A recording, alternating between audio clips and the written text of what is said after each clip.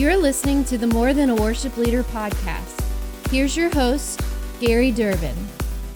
Welcome to the More Than a Worship Leader podcast, where we talk about worship ministry in the local church. Today with me is Amy Anderson. Amy is the managing director at the Unstuck Group and has served hundreds of churches, helping them design ministry, staffing, and multi-site strategies that aligns and fuels their mission.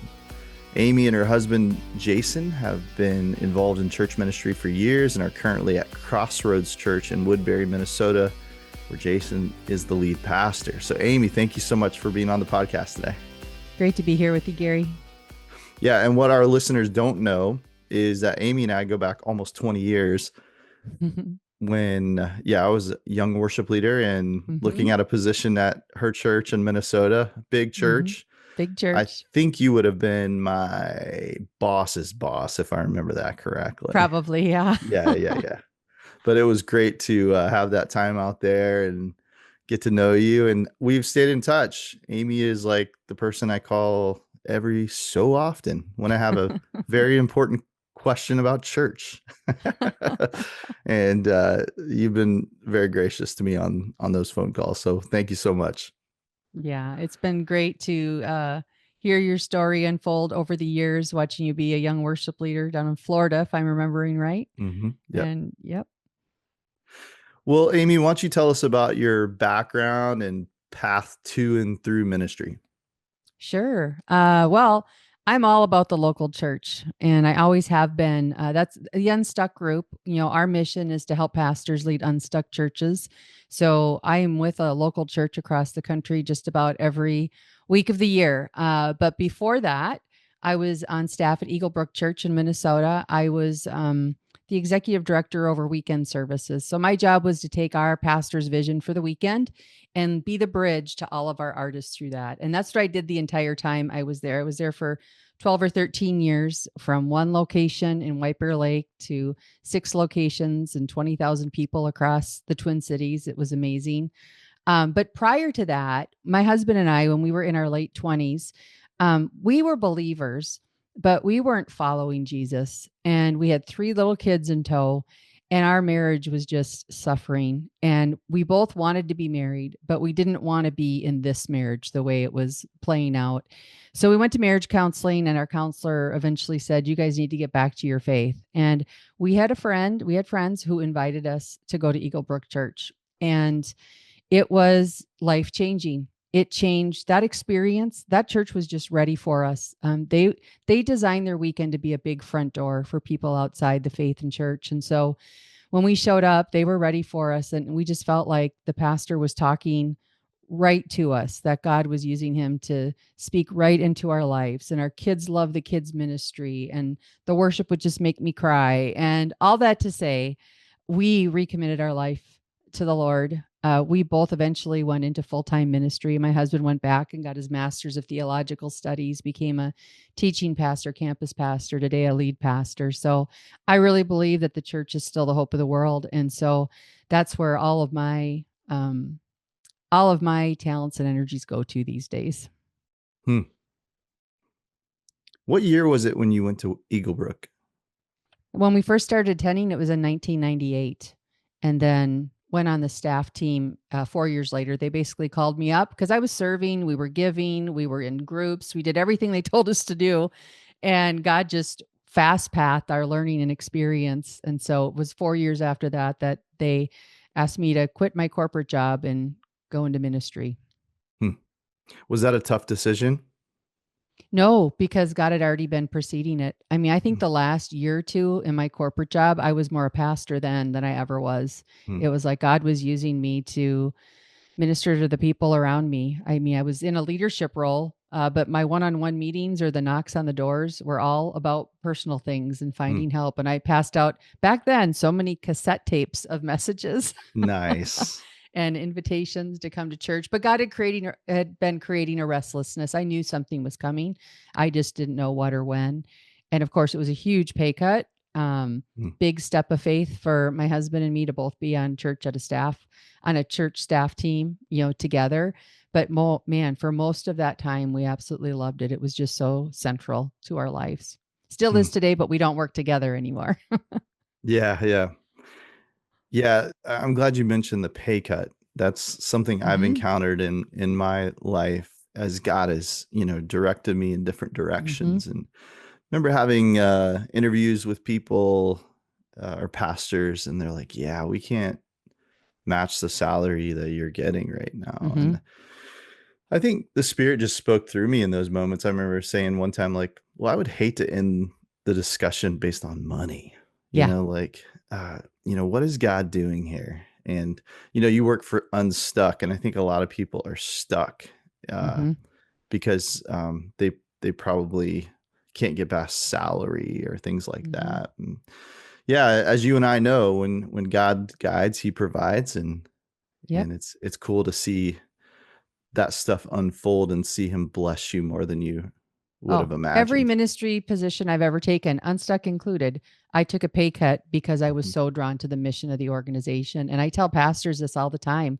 Like, you need some leaders. You've got a lot of doers on your team. You need some leaders, and they're probably in your church. And you probably need to ask them to quit their job and come. And you know what? God's already speaking to them. And I know you think you can't afford them, but I bet you can, because it's not about the money. It's about the missional work. It's about the Mm-hmm. significance.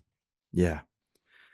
Well, when I met you, you were I can't remember your title. I want to say it was like executive something, worship, Yeah. executive dot dot dot worship something. Executive Uh director of weekend services, I think. yeah. Yeah. Yeah, Amy was kind of a big deal at the church. I don't know about that. No. No, but no, you were very influential there for sure, and rightly so. But you also have a background in worship, and so you've got a Hmm. nice perspective when it Hmm. comes to worship ministry. So when you think about that, you think about worship ministries and maybe even like the worship time in a service. Hmm. How do you define success? What do you think is the win when it comes to those things? Yeah, that's such a great question. Man, there's something that can happen in worship. I mean, sometimes I think heaven will be set to music, be set to just that glorious creation of music and that experience. But I'm glad you asked the question because I don't think enough leaders of weekend services or lead pastors think about it enough. So let me step back again and say, as we looked at our weekends and as I led the team there, we recognized that the weekend service was our biggest front door to reach the other Amy and Jasons out there, right? Who were not following Jesus. And yet, when you come to a worship service, to a church service, worship is for the believers, right? So we've got to remember that that's what it's created for. And so we just said the whole experience, both worship and teaching, needs to attend to both audiences, those of us who are following Jesus, worshiping Jesus, and then to those who are exploring faith. So in the worship time, I would often say that to my team, like, yeah, worship is for the believer, but we need to do it with enough excellence and relevance that it actually intrigues the heart of a seeker, because that's what worship music can do. That's what worship evangelism, that's how it happens. So we eventually created a win statement and I pulled a team together. But my mantra during my time there was I wanted our worship leaders and our tech teams to create a come and see experience. This is the first 25 minutes. Create a come and see experience that engages people, builds trust, and points them to God. So the come and see is I want it to be remarkable. I want it, and that can look a lot of different ways. But I want people to be like, man, I want to invite so and so. They just need to come and see this, right? Uh, is engaging. Yeah, again, that goes back to, does a toe start to tap? Does an emotion start to, to come into that experience? For our believers, are they participating? Are they engaged? The builds trust part is, you've got people who come in and they aren't connected to faith. They're skeptical, there's fear, there's other feelings. And so how do we as a team, without talking for 15 minutes, how do we build trust? And so we would debrief against that when I felt like we really built trust in the service and we didn't. And then of course ultimately we want to point them to the Lord in that experience. And so I would use a lot of phrases like, team, it's all right if you capture the light at first, right? I want people to see you on iMeg. I want them to be asking the question, do I believe they believe what they're saying, what they're singing? I want to, that's where they're going to build trust, when they can see you and experience you. But your goal during that worship time is to move from capturing the light to reflecting the light, to pointing. And that's a big thing too. I mean, people on the platform, you need to be more than a guitar player. You need to have some essence of leading worship, right? You need to be more than a good vocalist. You need to have that essence of being able to be a pointer in that experience. So that's how I talked about the win. So when we would debrief on the weekend, I had I had one worship leader. I love him. He is just a deep, deep soul. But I remember it was in the very beginning of the worship set, and he gave this worship thought, and he was talking about the blood of the lamb, and it was long, it was graphic, and afterwards I just said, hey, oops, I shouldn't have said his name. I love him, don't worry. I I'll just said bleep it. okay, we've got to craft that a little bit differently. I said, when you start talking about the blood of the lamb 3 minutes into the service, we're not there yet. We're not ready yet. And it's not building trust, because new people aren't going to, even believers aren't relating with it right now. Or if we had people who, boy, I hate to even use that as an example, but sometimes I had a female worship leader who was just dressed to whatever, and she was capturing the light due to that instead of being able to point. So we always tried to catch that stuff through run through, but all those little details to truly point people to God have to be caught. So here's how I would cast vision around it to my team. So with that as the win, I would say we have about 25 minutes to try to get people to the Holy of Holies, and we would talk about the temple, right? So you had the outer court of the temple, and that's loud, noisy, things were going on. And that, you have to walk through that part to get to the inner court, where now it's quieting down. We're starting to sense that Holy of Holies. We're starting to get focused on this journey to experience the Lord. And then, of course, we want to end at the Holy of Holies. So I kind of talked about that first part of the worship. It's the outer court. They just drove here. They probably got in a fight. The kids were probably naughty. They felt like they would be late. They finally found their seat. We're outer court. So let's not do a song where we're expecting people to be in the Holy of Holies in this moment, right? Let's draw them in. Let's draw them to the inner court. Inner court, that's a different experience, and then again, towards the end of that time is where we try to reach the holies of holies, Holy of Holies. But there's so many things that keep us from getting there. And so when I think about the intentionality of planning that journey, this is why we planned. I know churches do it differently, but I would, think about slide lyrics. We all have that, right? Words that are guiding the worship experience. Let's say we're in this inner court and all of a sudden the slides start flipping around. Guess where we just went back to? We went back to outer court. We lost track of that journey. Or let's say that there is a microphone that doesn't come on, is too low in the mix or whatever. That jolts us back out. That's why our poor production teams, their best day is when no one knows they're there, because they're just executing so well. But even people on the stage, I mean, my daughter was attending a church, and I went to their weekend with them one time, and they had a vocalist on the stage. She sang great, but her face said nothing that was in tandem with that worship song. She looked mad, depressed, just completely disconnected. And I thought, it just doesn't match. I'm not going into that Holy of Holies in that kind of environment. So that litmus test against the wind, plus picturing that journey through the temple, is kind of the backdrop of how we really evaluated back then. Yeah. I'm going to listen to that back, take some notes, just like I normally do when I talk to Amy, but that's good stuff. I hope anybody's listening to this, take notes, get those bullet points down. That's valuable stuff to really evaluate your team and your process. I love the idea. Well, more than a worship leader. Yeah, you said more than a, that's what we're going for here, is more. And when I pretty much every week when I pray with our worship team before we go on stage, we pray a prayer similar to, God, we just want people to see you as soon as possible. And it's acknowledging the idea that they will see us. That's, that's going to happen. Yep. But then having the heart and the prayer and, just the intentionality to lead people to God. So that's here's big. the deal. You've been on the platform. I've been on the platform. We don't know what it's like to be on the receiving end of that. We can't see ourselves. And that's why I've always really valued too. I mean, a lot of my role was an off-platform coach to help. I knew what the worship leader was trying to accomplish. I knew what the teaching pastor was trying to accomplish. but someone to watch that back, because I could then say to a vocalist, I wouldn't just call someone out, but go backstage and say, all right, team, here's what's missing. I need all of you to go through each song, and I want you to mentally choose one lyric that you go, I experienced that in God. Mm, Because when I could connect their story with that worship song, they led worship so much differently. But they had no idea they were missing it. You know what I mean? And so mm. that feedback loop, when we can be humble, when we can be kind of mutually submissive to one another and receive, because it's all for the goodness of helping people get to that experience with the Lord, it's just incredibly helpful. Yeah. Yeah. I don't know a good leader that can't be challenged, Mm-hmm.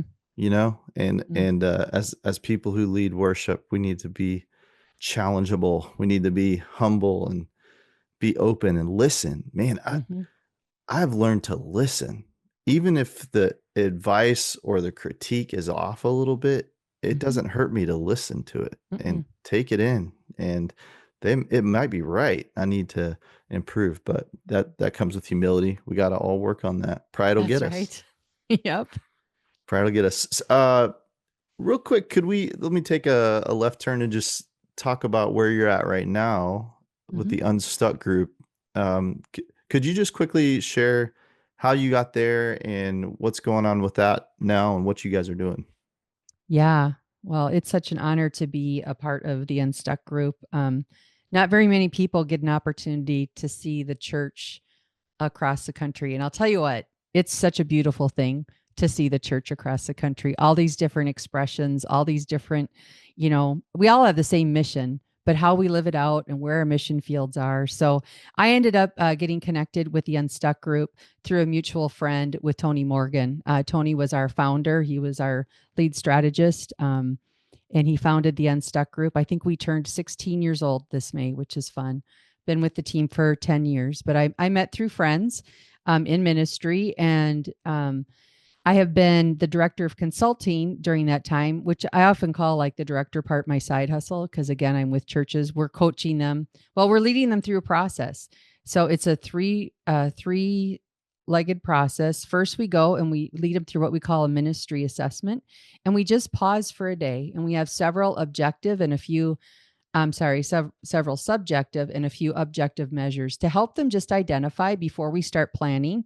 How are we doing as a church? Where are we healthy? Where are we kind of stuck? What kind of things are confusing these days or on our minds? And what might we be missing? So I always call that like the prime the pump day, meaning, I don't know if you've ever done this when you've gone car shopping, but I remember years ago we bought a Honda CRV. I had never seen one on the road before, but after we looked for cars for, a month, all of a sudden when we bought one, it's all I saw anywhere.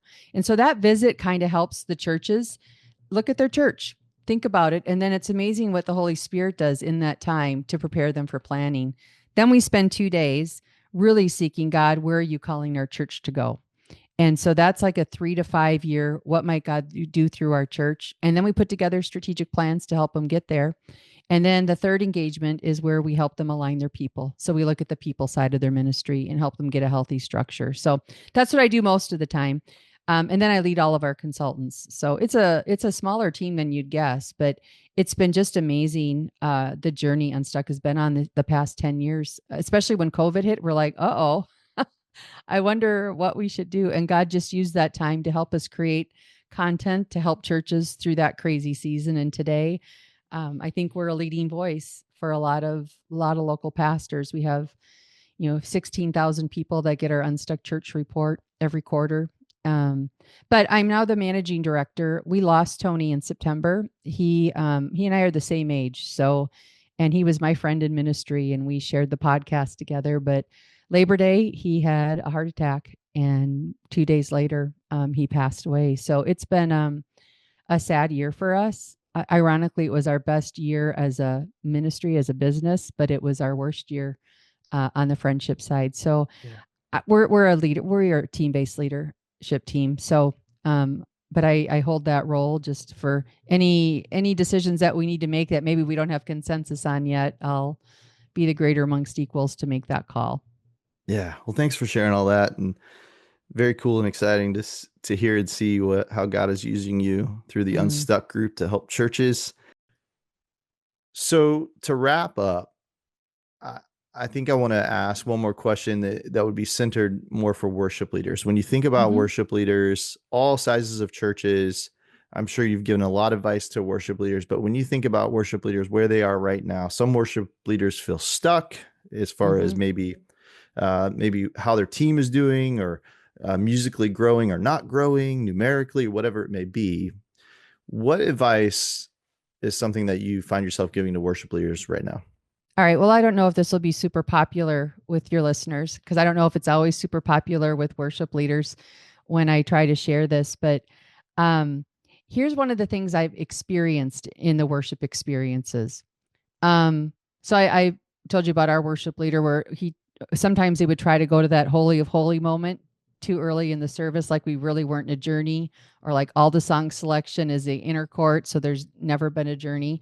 What I've experienced the past probably 10 years is a lot of the songs that have been written have these octave jumps in them to give them a lift. In my day when I was on a worship team, it was the magic of the key change that gave it the lift. We've been on a run with octave changes, and we do them at our church.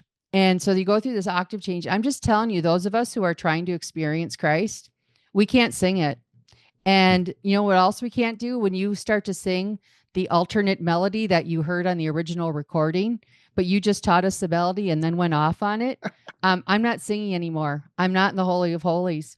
And so it kind of drives me crazy. Yeah. Uh, that singability is always an important one because if Big, it's, you know what I'm talking about. big. And so I think my advice to worship leaders, and this isn't related to their team, but to the experience they're crafting, I feel like we need to get back to some of those basics.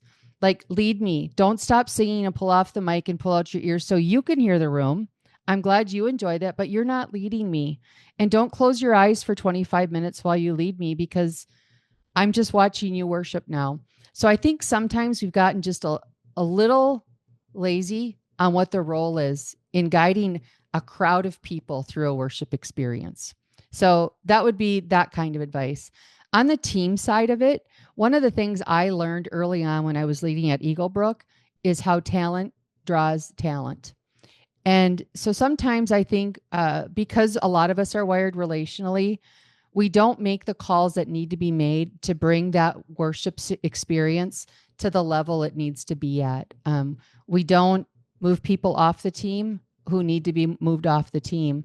Some of our churches need to make better investments in the worship experience because gear matters. Again, when you're leading a crowd of people, there's just things that need to be done well and do right. And again, if our weekend services are the biggest front door, we've got an hour. We've got an hour to determine if those folks are going to give us a second try, if they're going to come back. So while I'm not saying worship has to be perfect, but I do think it still needs to be well done. And we need to create a win for our experience, evaluate against it, and all that. So I just found that when our talent went up, when I had a musician who was leading, his network started to join, and it helped us. Without that, we wouldn't have been able to expand the way that we expanded. So those are just a couple of thoughts of things that I observe where I get opportunity to observe. I'm so glad that you didn't say that we have to be perfect, because I'm so like far from that. It's Oh crazy. yeah, so am I. But Perfection's yeah, never the goal. nope, nope. And sometimes we have to remind people of that. I think Mm-hmm. that on the flip side, I empathize with worship leaders, especially now, that it's a tough gig at times, and it's not for the weak. And so Mm-hmm. um, there's a lot of expectations on worship leaders, and Mm-hmm. rightfully so in some areas. But Yeah. yeah, I totally agree with what you said. Everything that you said, I do. Uh, Talent attracts talent. That's big. That's Mm-hmm. really big. Yep. And yeah, if you're listening and you want to hear more about this, I did do an episode, I think last season, called "Building Healthy Worship Teams." Echoed a lot of what Amy just said. But yeah, that's great stuff. I'm really glad that you went off on the songs too. I agree with all that. I'm with you. I'm with Yeah. you on that. Oh, Singability. But singability. it's so hard being like, I'm close to 50. Mm-hmm. So it's just so hard because I have these feelings and thoughts, and then I try to filter them through the Gen Z people I work with, because it's like, Mm-hmm. okay, am I just stuck in, my generation and in the glory days of when the worship movement, really Mm-hmm. came to be. But I think I think there's a lot of truth in the idea. Like, what are we trying to do here? Exactly. What are we trying to do? We have to remember that, because otherwise, like, I get sometimes the younger generation, but it was in me too when I was that age. I had more clarity when I was younger about what I didn't want to be, and not enough clarity about what I did want to be. And so I think that still exists in the younger generations. And so if we just get to the root of what does success look like if we do this well, and build some language. That was the biggest thing I had to do as the architect of our weekend, was get the right language, get the right word pictures, because it's kind of like when you go to the audio guy and you go, um, we need more bass. Well, no, we didn't. There was something off in the cues. I had to find ways to describe, here's what I'm feeling. Now, can you figure out what that is? Or, to our lighting designers, same thing with worship leaders and people who are singing or playing music. You had to just have a very robust way to describe things. And it always went back to the win. Because we're trying to do this, we need to fix it. I don't have the answer, but let me give you some of my thoughts. So Define it, clarify it, mm-hmm. put it in front of you at all times. Make sure Yeah, that's the direction you're going. you're Yeah, making me miss my old job. yeah. I've got a lot of sarcasm in me, so I always have to like keep it at bay, when I'm talking about this stuff, because I have worship leaders or worship team members that'll go, "Hey, could we do this song?" And I'm like, "Well, we could, but it just depends on if we want people to sing or not. Do we want Mm-hmm. that? Do we is that what we're trying to do here? Because I would have a hard I time wish more singing that people would song." push back. But yeah, I dig it. I'm with you on that. Well, Amy, thank you so much. Your time is valuable, and I really appreciate you taking the time to be on the podcast. And thank you for your investment in me. Thank you for your investment in many churches and Mm. church leaders out there.